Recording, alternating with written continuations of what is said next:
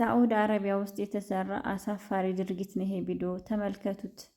ባል የገዛ ሚስቱን አውጥቶ ጎዳና ላይ 3 ወር አስተኝቷታል። በዚህ መልኩ ወንድ ልጅ ለሴት ልጅ የዚህን ያህል ይጨክናል ብዬ በፍጹም አላምንም ነበረ።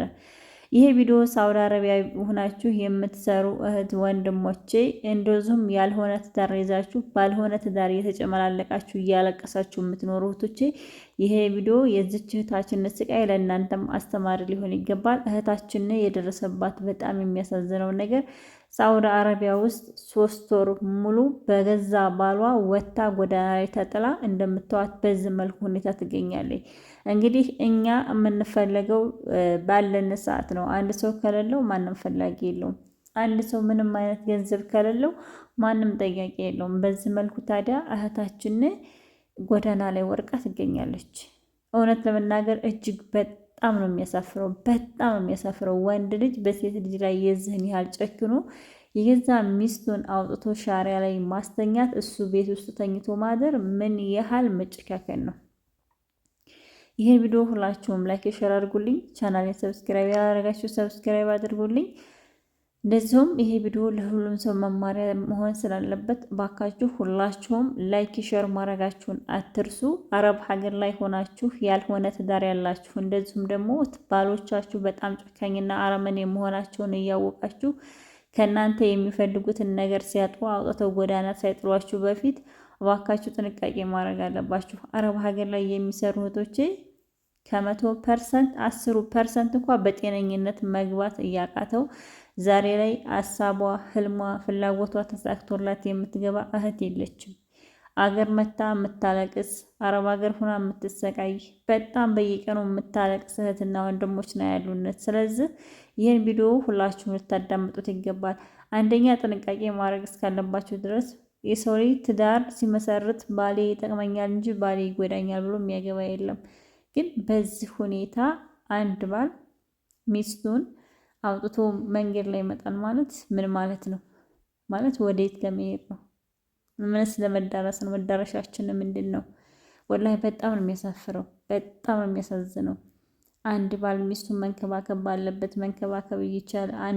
አንዲት ሴት ልጅ መጠበቅ መከበር ባለባት ቦታ ላይ ሳትከበር የገዛ ባሏ አውጥቶ ሻሪያ ላይ ጥሎ 3 ወር እሷ ፀሐይ ብርድ የተፈራረቀባት እሱ ቤት ውስጥ የሞቀ የጣፈጠ እየበላ እውነት ይሄ ወንድ ከሴት ልጅ የተፈጠረ ነው ወይ? እውነት የእናትን ጡት የጠባ ነው ወይ? እውነት እናት በዚህ መልኩ ልጇን አሳድጋለች ወይ?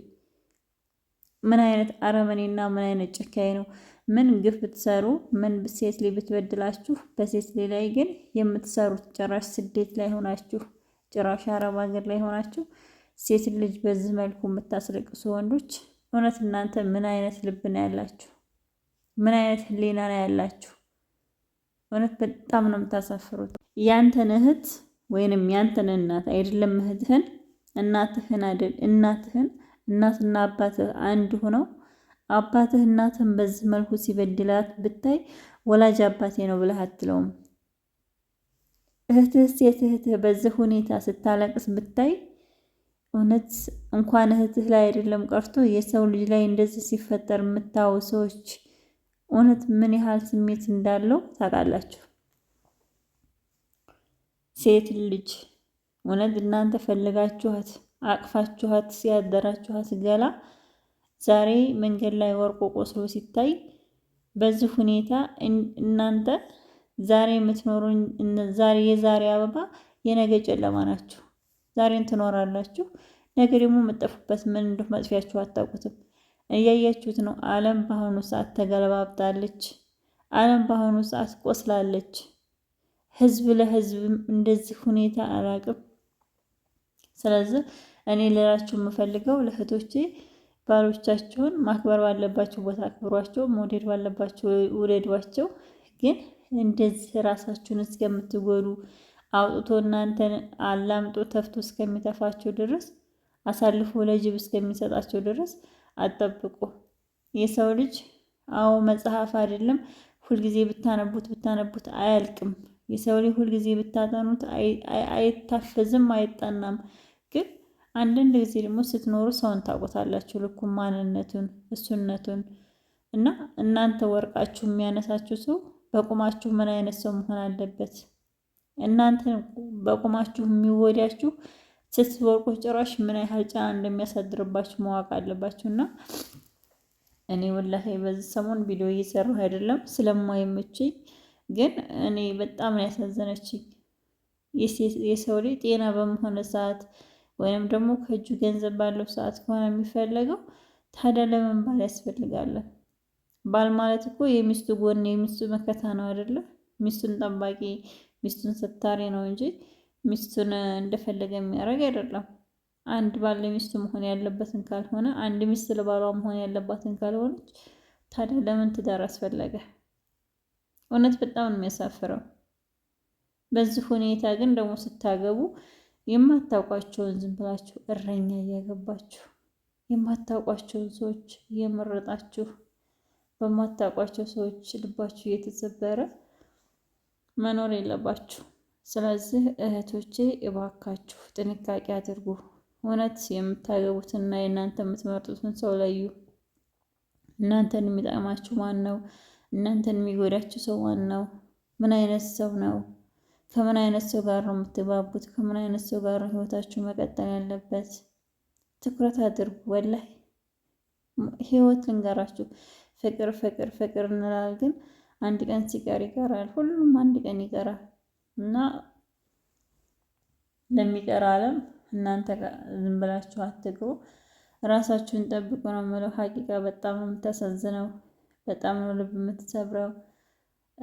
አንድ ባል ለሚስቱ መሆን ያለበትን መሆን እየቻለ ሚስትን አሳልፎ ጎዳና ላይ ያሳድሮ እሱ ቤት ውስጥ ማደር እውነት ከሰው ልጅ አይጠበቅም።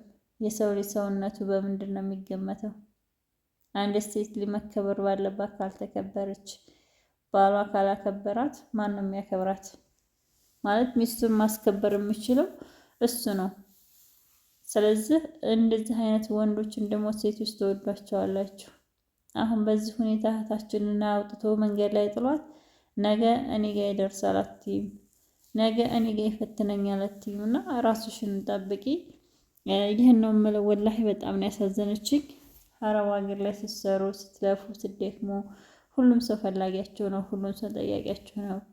ግን እናንተ ስትወርቁ ወይም የሆነ ነገር ሲደርስባችሁ ማንም አያውቃችሁ፣ ማንም እናንተን አያውቃቸውም፣ ማንም አይጠይቃቸውም። እና ራሳችሁን ጠብቁ ነው የምለው። ማሮቼ፣ ውዶቼ፣ ፍቅሮቼ ይህን ቪዲዮ ሁላችሁም ላይክ ሼር አድርጉልኝ። እንደዚሁም አካውንቴን ሰብስክራይብ አድርጉልኝ። እውነት ሰሞኑን ቪዲዮ ለመስራት በጣም እየደከመኝ ነው፣ ስራ ላይ ስለሆንኩኝ ቢዚ ነኝ። ያው አንዳንድ ማስተካከላቸው ነገር ነበሩ፣ ለዛም ጠፍቻለሁ። አሁን ራሱን ላይ ሪከርድ ለማድረግ በጣም እየደከመኝ እያዛገኝ ነው እየሰራ ያለሁት። መልካም እደሩልኝ፣ ደህና እደሩ።